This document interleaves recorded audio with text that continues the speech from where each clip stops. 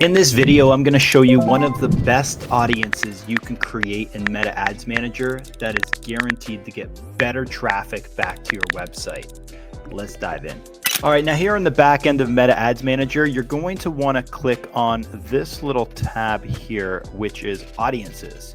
Okay, now once you go to audiences, this is the place in the back end where you're able to create those custom audiences, lookalike audiences, all of those audiences that you want to get your ads in front of, the retargeting audiences, all that stuff. So what I like to do, one of my favorite audiences to create would be an audience of people spending the most time on your website. Now, most people, when they create these audiences, they just grab the pixel and say, target anybody that's hit this website in the last 30 days. That could be a good audience, but then again, you might get a lot of people hitting your website that have a tendency to bounce off of your website, right? It might be click happy people that just hit your website and they're gone, or it could be people hitting your website that just are not the right audience for you. So they're seeing the content and then they're bouncing. So what you want to do here is create that custom audience, and you're going to want to create it from the website. So you click on website. Now, when you get to this page here, we're going to use merged medias pixel. All right. Now what we want to do is make sure we hit this right here. Not all website visitors. Again, we want to refine that to the people that are actually spending time on the website and clicking around.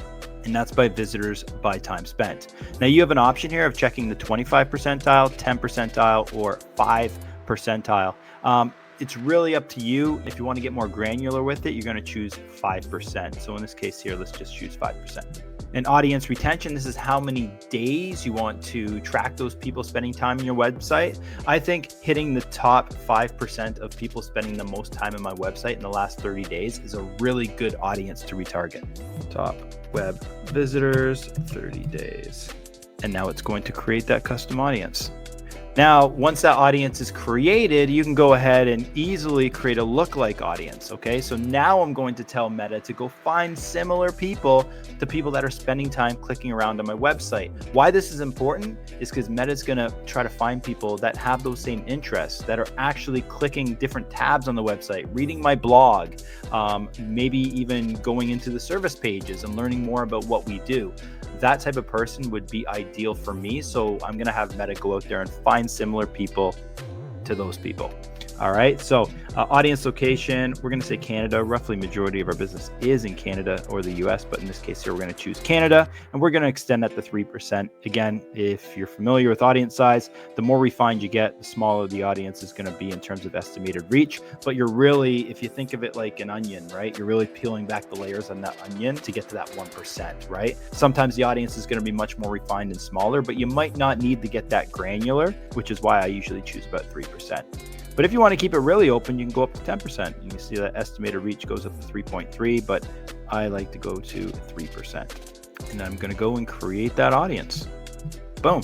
Now, this is one of my favorite audiences that I'm using for retargeting. I suggest you set it up for yourself or your clients as well. You will see good results, but you will see that ad frequency go up relatively quickly because the audience is typically not that big. This could be a good and bad thing. Good thing because you're getting in front of that audience time and time again, staying top of mind.